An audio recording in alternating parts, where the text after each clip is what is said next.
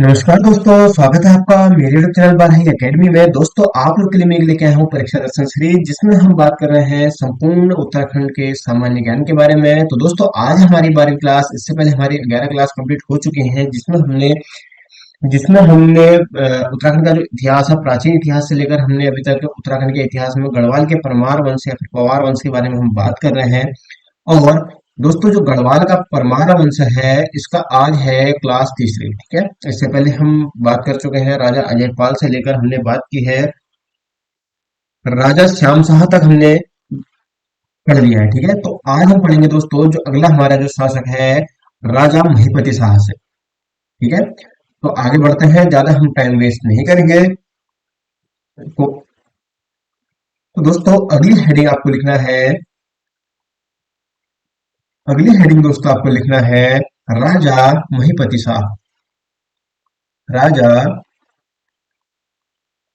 महिपति शाह।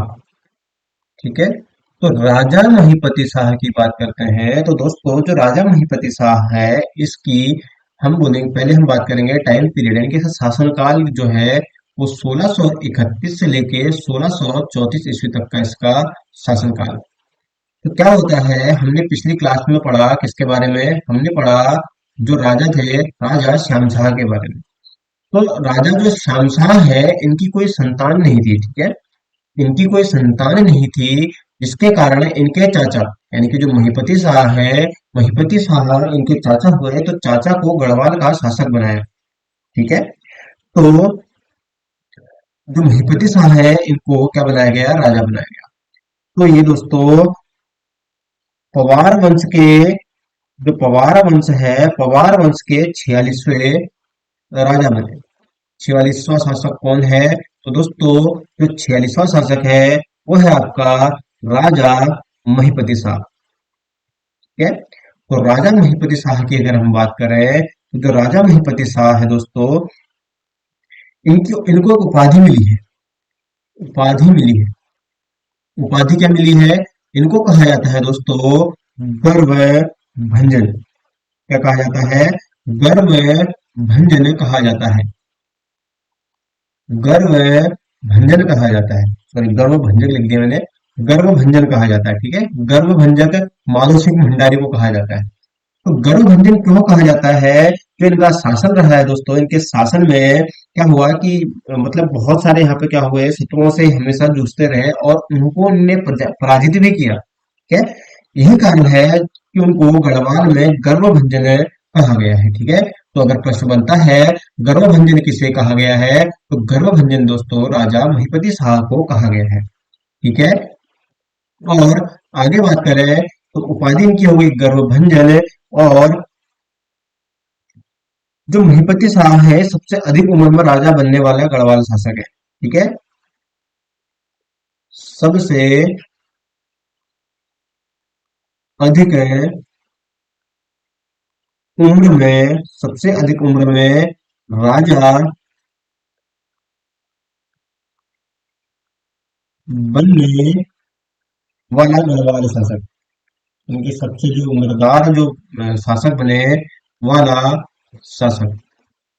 ठीक है, गढ़वाल शासक ने गढ़वाल का, ठीक है, गढ़वाल का, नहीं तो आप कुमाऊं को भी इसमें ऐड कर देंगे। गढ़वाल का सबसे उम्र में राजा बनने वाला जो गढ़वाल शासक है, वो किसको कहा जाता है? वो कहा जाता है आपका राजा महिपति शाह। तो इनके सेनापति थे, इनके कुछ सेनापति थे, इनके प्रमुख सेनापति कौन कौन थे, ये भी प्रश्न में पूछा जाता है। तो दोस्तों, जो इनके सेनापति थे वो कौन थे? पहला है दोस्तों आपका माधो सिंह भंडारी। कौन? माधो सिंह भंडारी। माधो सिंह भंडारी। माधो सिंह भंडारी और रिखुला लोधी। रिखुला लोधी। रिखुला लोधी और बनवारी दास। कौन थे? बनवारी दास थे। बनवारी दास थे। तो इन्होंने क्या किया था? ये इनके वो थे, क्या थे? इनके सेनापति थे, जिन्होंने क्या किया, सिरमौर और आपका तिब्बत है। जो तिब्बत है, सिरमौर और जो तिब्बत है, और जो गढ़वाल का दक्षिणी भाग जीतने में क्या किया ने मदद की, अहम भूमिका निभाई। ठीक है, दक्षिणी भाग जीतने जीतने जीतने में महत्वपूर्ण भूमिका निभाई। महत्वपूर्ण भूमिका निभाई। इन्होंने, इनके जो सेनापति हैं माधव सिंह भंडारी, भिखुरा लोधी, ठीक है, और बनवारी दास। इनके दोस्तों माधव सिंह भंडारी, ठीक है, और इनसे यहाँ पे एक प्रश्न और बनता है कि इन्होंने क्या किया, भूलवश क्या कर दिया था, नागा साधुओं का क्या कर दिया था, वध कर दिया था। तो इनने क्या किया था, भूलवश कुछ नागा साधुओं की हत्या कर दी थी, जिसकी मतलब जिसका मतलब इन्हें पश्चाताप करने के लिए क्या किया, इन्हें ऋषिकेश में ऋषिकेश के भरत मंदिर में तपस्या की, और नागा साधुओं का पाप धोने के लिए महीपति शाह ने कुमाऊं युद्ध में बलिदान दे दिया। ठीक है, तो इन्हें क्या किया, इन्हें तपस्या की, ऋषिकेश के भरत मंदिर में तपस्या, ऋषिकेश के भरत मंदिर में तपस्या किसने की, आपका राजा महीपति शाह ने। ठीक है, तो इनने महीपति शाह ने तिब्बत पर 3 आक्रमण किए। ठीक है, इन्होंने क्या किया, सिरमौर का जो तिब्बत का एरिया जीता, तो यहाँ पर 3 आक्रमण किए, किस पर, तिब्बत पर। 3 आक्रमण किसमें किए, तिब्बत पर 3 आक्रमण किए। और मौला राम ने और मौला राम ने मौला राम ने क्या किया, मौला राम ने महीपति शाह को महीपति शाह को महीपति शाह को क्या किया, महाप्रचंड भुजदंड कहा है। क्या कहा है, महाप्रचंड भुजदंड, महाप्रचंड भुजदंड कहा है। क्या कहा है, महाप्रचंड भुजदंड कहा है। ठीक है, और इनके जो सेनापति हैं माधो सिंह भंडारी, माधो सिंह भंडारी, ठीक है, माधो सिंह भंडारी के बारे में पढ़ेंगे थोड़ा सा। माधो सिंह भंडारी, माधो सिंह भंडारी की बात करें दोस्तों, जो माधो सिंह भंडारी है, इनको कहा गया है गर्व भंजक। गर्व भंजक क्यों कहा गया है, तो दोस्तों इन्होंने क्या किया था, इन्होंने, इनका एकमात्र पुत्र था गजय सिंह, गजय सिंह का क्या किया था, बलि दे दी थी। गजय सिंह की बलि, ठीक है, गजय सिंह की बलि दे दी थी, तो इसलिए इनको गर्व भंजक कहा जाता है। और माधो सिंह भंडारी ने क्या किया दोस्तों, माधो सिंह भंडारी ने एक गूल की क्या करा था, एक गूल का निर्माण किया था। ठीक है, क्या किया था, एक गूल का या फिर एक नहर का निर्माण कराया था। कहाँ पे, मलेथा की गूल का निर्माण कराया इन्हें। मलेथा की गूल का निर्माण किसने कराया, माधो सिंह भंडारी ने कराया था। ठीक है, मलेथा की गूल कौन सी पहाड़ी पर है, यह है दोस्तों आपकी छेड़ाधार, छेड़ाधार पहाड़ी पर। ठीक है, छेड़ाधार पहाड़ी पर दोस्तों क्या किया इनने, मलेथा की गूल का क्या किया, निर्माण किया था। तो इसके बाद जो हमारे अगले अगले जो शासक आते हैं, वह हमारा राजा, कौन है, राजा राजा पृथ्वीपति शाह, राजा पृथ्वीपति शाह। राजा पृथ्वीपति शाह दोस्तों, इनके अगर हम शासनकाल की बात करते हैं, तो इनका शासनकाल है 1634 से लेके 1634 से 1664 तक का। ठीक है, और ये गढ़वाल के दोस्तों कौन से नंबर के शासक हैं? तो ये गढ़वाल के हैं आपका 47वें नंबर के शासक। 47वां पवार शासक। पवार शासक कौन है? राजा पृथ्वीपति शाह। ठीक है। तो राजा पृथ्वीपति शाह जब दोस्तों ये गद्दी पर बैठे, जब ये गद्दी पर बैठे, तब इनकी उम्र थी मात्र 7 साल। कितने साल? 7 साल दोस्तों इनकी उम्र थी। तो क्या होता है कि इनका जो मतलब कब बैठे? 1634 ईस्वी में क्या बैठे? इनका जो राज्याभिषेक हुआ वो 1600 कब हुआ? राज्याभिषेक हुआ दोस्तों 1640 ईस्वी में। ठीक है। 1640 ईस्वी में उनका राज्याभिषेक होता है। और यहाँ पे क्या होता है कि इनकी जब ये गद्दी पे बैठते हैं 7 साल के होते हैं, तो जिनकी संरक्षिका कौन थी? तो इनकी तब संरक्षिका थी रानी कर्णावती। रानी कर्णावती। ठीक है। तो रानी कर्णावती इनकी संरक्षिका थी। तो क्या होता है? रानी कर्णावती। ठीक है। तो पहले हम पृथ्वीपति रानी कर्णावती के बारे में हम थोड़ा सा जान लेते हैं। तो इनकी संरक्षिका, इनकी मतलब जो माँ थी वही इनकी संरक्षिका थी, इनकी माता थी वो इनकी संरक्षिका थी। तो क्या होता है कि शाहजहां की सेना में क्या होता है? शाहजहां की सेना में 1635 में नवजात खां के नेतृत्व में इसको थोड़ा सा रानी कर्णावती के बारे में पहले बाद में बात करेंगे, पहले पृथ्वीपति के बारे में बात कर लेते हैं। ठीक है। तो जो पृथ्वीपति शाह है, तो पृथ्वीपति शाह ने देहरादून में पृथ्वीपुर नामक शहर बसाया। पृथ्वीपुर नामक शहर किसने बसाया? ये बसाया दोस्तों आपका पृथ्वीपति शाह ने। पृथ्वीपति शाह ने पृथ्वीपुर नामक शहर बसाया। और 1600 पहले से क्या होता है? 1635 ईस्वी की बात है। यहाँ पे लिखता हूँ 1635 ईस्वी में शाहजहां की सेना शाहजहां ने क्या किया दोस्तों? शाहजहां ने नवजात खां के नेतृत्व में गढ़वाल पर आक्रमण किया। ठीक है।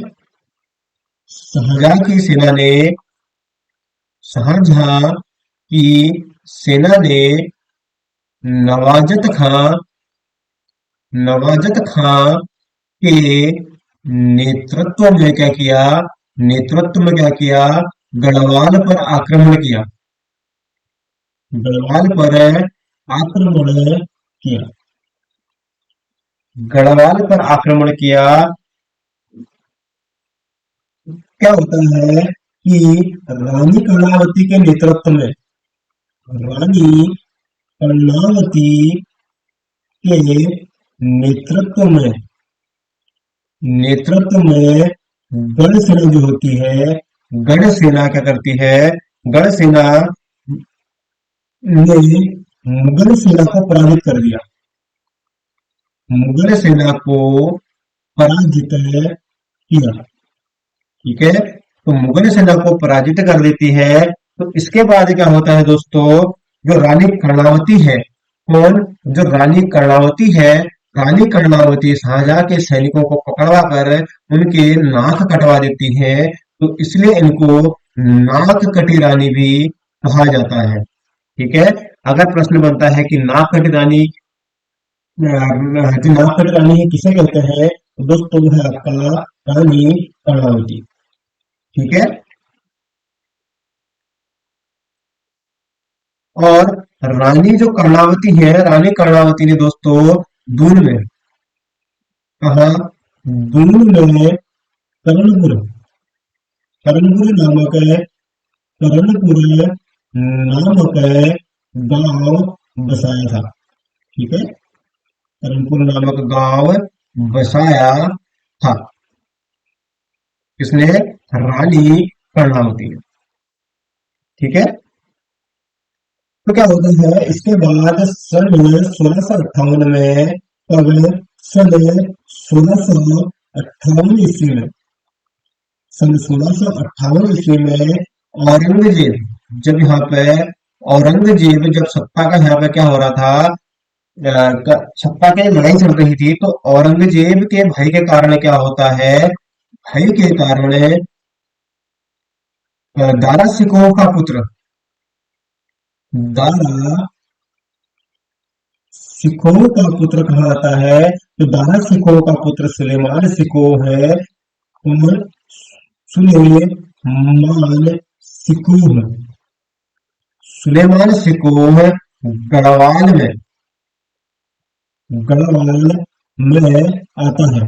ठीक है, गढ़वाल में किसकी शरण में आता है, पृथ्वीपति शाह की शरण में। ठीक है, पृथ्वीपति शाह की शरण में 1658 ईस्वी में औरंगजेब के भय के कारण। तो एक प्रश्न कुछ इस तरीके से बनता है कि सुलेमान सिकोह को शरण किस परिवार शासक ने दी, तो आपका उत्तर होगा पृथ्वीपति शाह।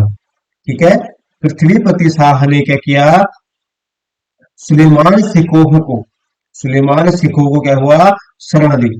ठीक है, और जो ये सुलेमान सिकोह है, जो ये सुलेमान सिकोह है, सुलेमान सिकोह को, सुलेमान सिकोह को क्या कहा जाता है, सुलेमान सिकोह को दोस्तों कहा जाता है अभागा शहजादा। क्या कहा जाता है, अभागा शहजादा। ठीक है, अभागा शहजादा किसे कहा जाता है, तो आपका उत्तर होगा सुलेमान सिकोह। ठीक है, और जो सुलेमान सिकोह है, तो सुलेमान सिकोह जब यहाँ पर गढ़वाल में आता है, तो गढ़वाल में आता है, तो औरंगजेब ने जय सिंह को, जय सिंह को और उसके बाद उसके पुत्र को, जय सिंह को और इसके पुत्र राम सिंह को भेजा, पुत्र राम सिंह को भेजा, इसको पकड़ने के लिए, सुलेमान सिकोह को पकड़ने के लिए। ठीक है, गढ़वाल में शरण लेता है, पकड़ने के लिए जय सिंह को गढ़वाल भेजता है, और उसके बाद उसके पुत्र राम सिंह को गढ़वाल भेजता है। ठीक है, और जो मेदिनी शाह है, यानी कि जो मेदिनी शाह है, मेदिनी शाह कौन है, मेदिनी शाह दोस्तों, मेदिनी शाह की बात करें तो मेदिनी शाह का यहाँ पे,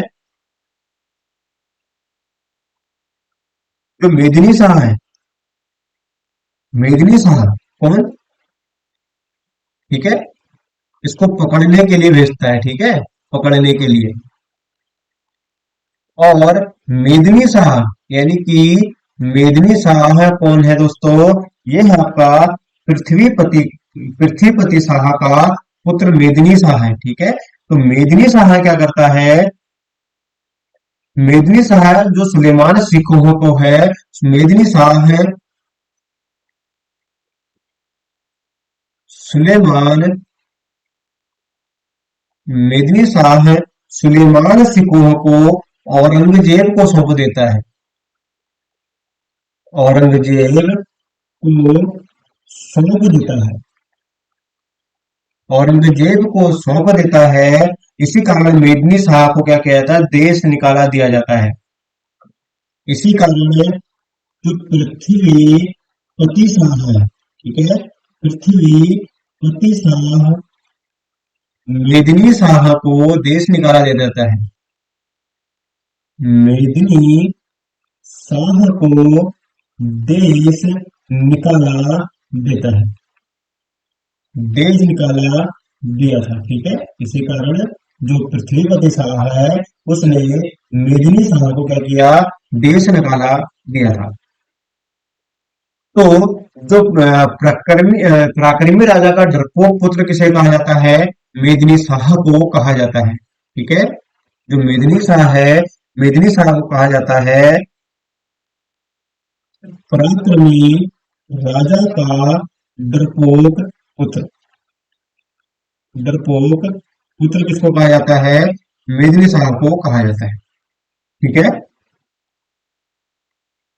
और इसके बाद अगर हम बात करें तो इसके बाद मेदिनी शाह की क्या होती है, 1662 ईस्वी में इसकी मृत्यु हो जाती है। जो कि क्या होता है, औरंगजेब पत्र लिखकर पृथ्वीपति शाह को देते हैं। ठीक है, कुछ लोग बोलते हैं जो पहली एक मतलब एक तिथि 1661 में मेदिनी शाह की मृत्यु हो जाती है। कब? 1661 में मृत्यु। ठीक है, किसकी? मेदिनी शाह की। और एक है दोस्तों हाट कोटी की संधि। कौन सी संधि? हाट कोटी की संधि।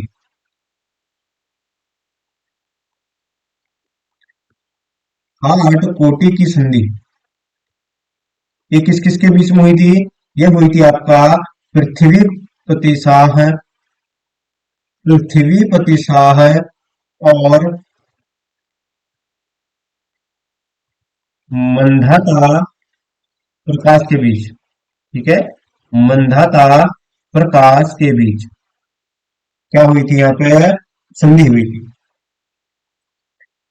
और इसके बाद हम दोस्त बात करें तो अगला जो राजा बनता है, अगला राजा बनता है राजा फतेह शाह। अगला राजा कौन बनता है? अगला राजा बनता है दोस्तों राजा फतेहपति शाह। राजा फतेहपति शाह।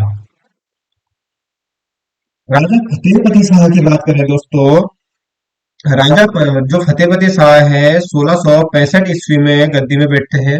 1665 ईस्वी से लेके 1716 ईस्वी तक इनका क्या रहता है? कार्यकाल रहता है। दोस्तों जो राजा फतेहपति शाह है, राजा फतेहपति शाह 49वें शासक बने।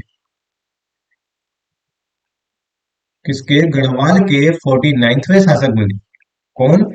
राजा फतेहपति शाह। ठीक है, तो जो राजा फतेहपति शाह थे, इनको दोस्तों गढ़वाल का शिवाजी भी कहा जाता है। ठीक है, गढ़वाल का शिवाजी। गढ़वाल का शिवाजी किसे कहा जाता है? राजा फतेहपति शाह को कहा जाता है। और मोतीराम ने फतेह शाह को, जो फतेह शाह का जो शासनकाल है उसको गढ़वाल का स्वर्णकाल कहा गया है। गढ़वाल का स्वर्णकाल, गढ़वाल का स्वर्णकाल कहा गया है। किसके द्वारा? मतीराम ने। ठीक है, मती राम ने फतेहपति शाह के शासनकाल को गढ़वाल का स्वर्णकाल कहा है। ठीक है, और जो फतेहपति शाह है दोस्तों, क्या होता है कि जो इनका एक युद्ध होता है। क्या होता है?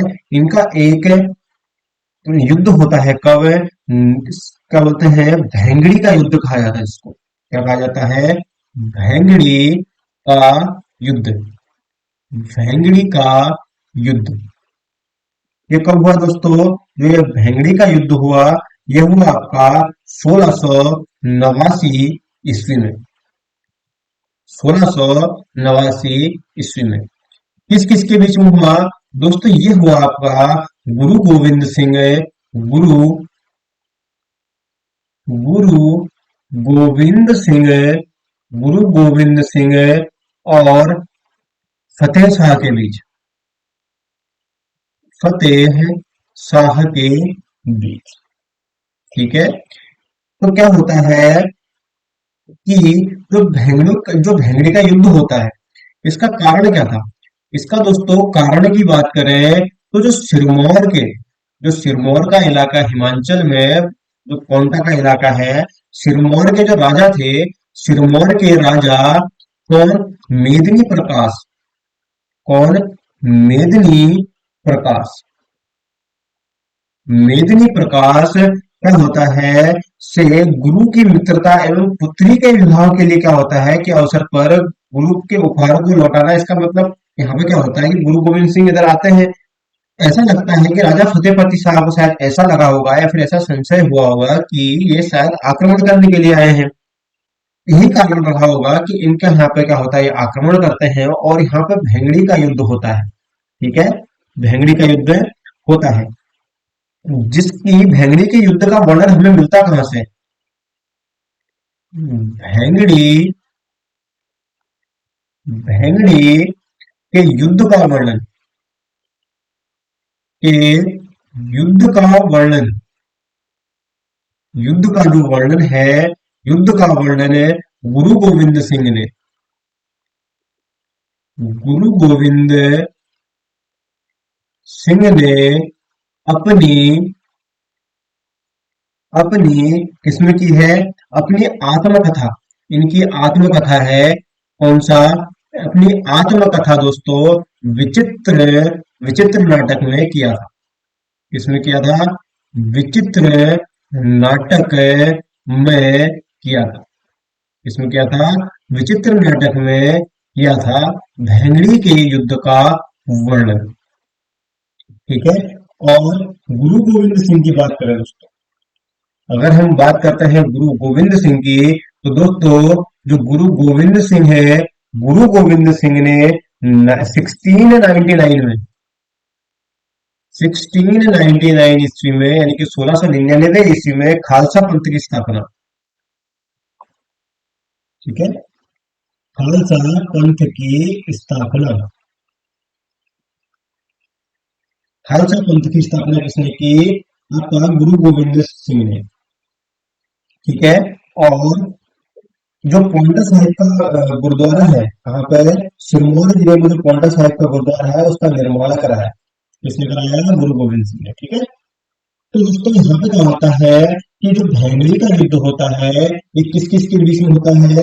इसको भंगाली का युद्ध भी कहा जाता है। ठीक है। तो ये जो युद्ध होता है, ये होता है गुरु गोविंद सिंह और फतेह शाह के बीच में, यानी कि फतेह पति शाह के बीच में होता है। कब होता है? 1689 ईस्वी में। ठीक है। और फतेहपति शाह को गढ़वाल का अकबर भी कहा जाता है। ठीक है। और फतेहपति शाह को क्या कहा जाता है? फतेहपति शाह को गढ़वाल का अकबर भी कहा जाता है। गढ़वाल का अकबर, गढ़वाल का अकबर किसको कहा जाता है? राजा फतेहपति शाह को कहा जाता है, क्योंकि अकबर के भांति दोस्तों इसके दरबार में 9 रत्न थे। इसके दरबार में 9 रत्न थे। कौन थे? जैसे अकबर के जो शासन, अकबर के दरबार में 9 रत्न थे, वैसे ही जो फतेहपति शाह है, इसके शासनकाल में भी 9 रत्न थे। तो इसलिए इसको क्या कहा जाता है? गढ़वाल का अकबर कहा जाता है।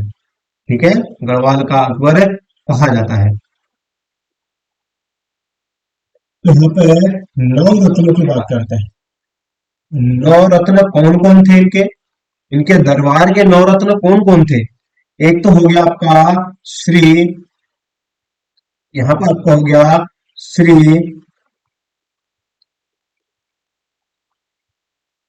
हैतराम धसमाना जी। ठीक है। और जो अगला नाम होगा वो है क्या था? सुरेशानंद, सुरेशानंद बर्थवाल, सुरेशानंद बर्थवाल। और हरिदत्त नौटियाल, हरिदत्त नौटियाल, हरिदत्त नौटियाल। और रुद्रदत्त कमोठी, रुद्रदत्त कमोठी, रुद्रदत्त कमोठी। और आपका थे बासवानंद, बासवानंद, बासवानंद क्या था इनका सरनेम शायद? बासवानंद, बासवानंद। और बासवानंद हो गए। और सहदेव हो गए, सहदेव चंदोला, सहदेव चंदोला हो गया। बासवानंद जी का मेरे को सरनेम याद नहीं आ रहा, तो बासवानंद जी का जो सरनेम था। और हरिदत्त थपलियाल हो गए, हरिदत्त थपलियाल हो गए। कितने नंबर? 1 2 3 4 5 6 7, हरिदत्त थपलियाल हो गए। और एक कीर्ति कीर्ति कीर्तिराम जी हो गए, कीर्तिराम कंठोला, कंठोला थे, कंठोला, कंठोला हो गए। और एक हो गया आपके रुद्रदत्त कमोठी भी हो गए। शशिधर डंगवाल, शशिधर, शशिधर का नाम नहीं हुआ, एक हो गया आपका शशिधर डंगवाल। तो ये दोस्तों क्या थे, फतेहपति शाह के नौ रत्न थे। ठीक है, ये फतेहपति शाह के कौन थे, नौ रत्न थे। और फतेहपति शाह ने गुरु रामराय को अपने दरबार में बुलाया, और जो गुरु रामराय हैं, गुरु रामराय को गुरु रामराय गुरु रामराय को 1675 ईस्वी में, अब 1675 ईस्वी में दोस्तों गढ़वाल आए। गुरु रामराय जो है वो 1675 ईस्वी में गढ़वाल आए। कब आए, 1675 ईस्वी में गढ़वाल आए। और इनको जो फतेहपति शाह हैं, फतेहपति शाह ने 3 गांव भेंट किए। फतेहपति शाह ने क्या किए, 3 गांव भेंट किए। ठीक है, गुरुद्वारा बनाने के लिए या फिर बोल सकते हैं, तो उनको क्या किया, 3 गांव भेंट किए। तो 3 गांव कौन से थे, 3 गांव भेंट किए, कौन कौन से, एक हो गया आपका खुड़बुड़ा, राजपुर, खुड़बुड़ा, राजपुर और चामासारी। ठीक है, चामासारी क्या हुआ है, दान में दिए। और दान में दिए, गुरु रामराय ने यहाँ राम राजा की नींव रखी, एवं यहाँ क्या होता है, झंडा मेला लगता है, यहाँ पे है देहरादून। ठीक है, 3 गांव दान दिए। तो कहा जाता है दोस्तों, मौलाना राम के अनुसार जो फतेह शाह का उत्तराधिकारी था वो कौन था, उपेंद्र शाह। कौन, उपेंद्र शाह उत्तराधिकारी। उत्तराधिकारी कौन था, उपेंद्र शाह, उपेंद्र शाह। ठीक है, इसके जो उत्तराधिकारी थे वो कौन थे दोस्तों, वो थे आपका उपेंद्र शाह। ठीक है, तो उपेंद्र शाह दोस्तों पांचवा, सॉरी 50वां कौन बनता है, 50वां बनता है आपका 50वां शासक। कौन, उपेंद्र शाह। तो जो उपेंद्र शाह है, जो उपेंद्र शाह है दोस्तों, उपेंद्र शाह का जो शासनकाल है, उपेंद्र शाह ने 1 वर्ष तक क्या किया, शासन किया। 1 वर्ष, 1 वर्ष शासन किया। परमार वंश में सबसे कम कार्यकाल, सबसे कम कार्यकाल किसका है, तो है आपका उपेंद्र शाह का। ठीक है, उपेंद्र शाह। और जो प्रमुख दरबारी जो विद्वान थे, ठीक है, प्रमुख दरबारी विद्वान के बारे में थोड़ा सा पढ़ लेते हैं, जो इनके फतेह शाह के दरबारी। तो यहाँ पर आपको हेडिंग डालना है, फतेह शाह के दरबारी। दरबारी कौन कौन थे, फतेह शाह के दरबारी थे दोस्तों आपका मातीराम,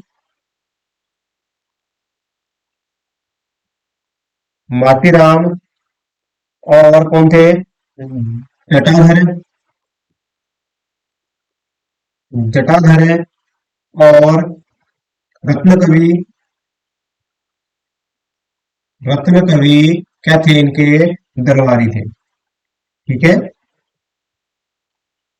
तो आज हमने बात की दोस्तों पृथ्वीपति शाह के बारे में हमने बात की, और हमने बात की पृथ्वीपति शाह के बारे में और महीपति शाह के बारे में। तो यहाँ पे आपको मैंने 3 राजाओं के या 3 शासकों के बारे में पढ़ाया। तो दोस्तों ये था आज की हमारी वीडियो में। वीडियो पसंद आए तो वीडियो को लाइक, शेयर और चैनल को सब्सक्राइब करना नहीं भूलना। दोस्तों मिलते हैं हम अपनी नेक्स्ट वीडियो में।